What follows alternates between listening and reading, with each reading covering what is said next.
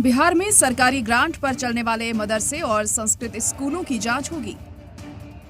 जांच रिपोर्ट के बाद फर्जी मदरसा और स्कूलों को बंद किया जाएगा। ये त्रिसदस्यीय टीम हर जगह किसी स्कूल के एचएम को, बीडीओ को, शिक्षा विभाग के अधिकारी को इसके लिए लगाया गया है और ये अगले 15 दिनों के अंदर बिहार के सभी मदरसों और सभी संस्कृत विद्यालयों की जांच रिपोर्ट हमारे डिपार्टमेंट के पास होगी। फिर उसकी हम समीक्षा करेंगे। जैसे ही बात मदरसे की जांच की हुई, आरजेडी बिफर पड़ी। तो जेडीयू पूछ रही है, डिपार्टमेंट जांच में दिक्कत क्या है? जब भुगतान नहीं करेंगे शिक्षकों के वेतन का, तो मदरसा का जांच करेंगे, संस्कृत शिक्षा का जांच करेंगे, सबका जांच करेंगे, अपना भी जांच करेंगे। कई लोगों की फर्जी है डिग्री, उसका भी जांच करेंगे, तो सबका करेंगे। तो शिक्षा विभाग इनके हाथों में है, अभी अपना भी जांच करेंगे। सब कुछ तो इनका जांचे के दायरा में है, तो जांच करेंगे नहीं। तो मदरसा हो या संस्कृत विद्यालय हो, वहाँ हमारे बच्चे पढ़ते हैं।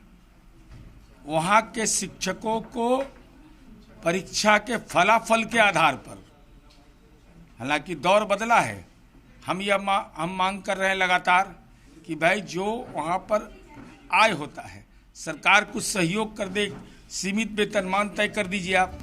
वहीं कांग्रेस भी मदरसों की जांच को लेकर सवाल उठा रही है। दावा किया जा रहा है कि जांच के बहाने उगाही होगी। ये फर्जी के आड़ में और जांच के आड़ में उगाही का अड्डा बंद हो। जिस प्रकार से प्राइवेट स्कूलों को जो मान्यता प्राप्त है, जांच के आदेश दिए हैं, हर साल भर में जांच का आदेश जाता है और जो डीओ होता है, डीपीओ होता है, उस विद्यालय से वसूली करता है। भले ही ऑपोजिशन मदरसे की जांच से बौखलाई हुई हो, लेकिन सीमांचल में मदरसा चलाने वाले चाहते हैं कि सभी मदरसों की जांच हो, ताकि ट्रांसपेरेंसी आए और बच्चों को हाईटेक शिक्षा मिले।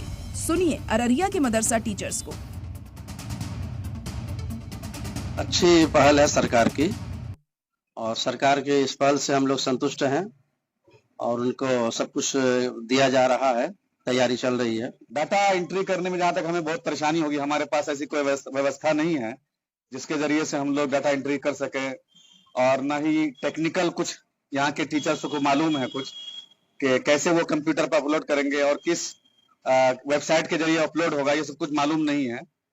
अगर ऐसी कोई बात होगी तो जैसा दिशा निर्देश आएगा उस अनुसार किसी से मशवरा करके किया जाएगा काम। क्या फायदा क्या होगा मदरसे में पढ़ने वाले को? सरकार से कोई मदद मिलेगी बच्चों को। अभी तक तो ग्रामीण ही सब मदरसा का संचालन कर रहा है अपने अपने खर्चा से। सरकारी ग्रांट पर चलने वाले मदरसा और संस्कृत स्कूलों के कैसे हालात हैं, ये जानना जरूरी है। जांच रिपोर्ट के बाद ही ग्रांट का जायजा भी लिया जा सकता है। ब्यूरो रिपोर्ट, सलाम टीवी।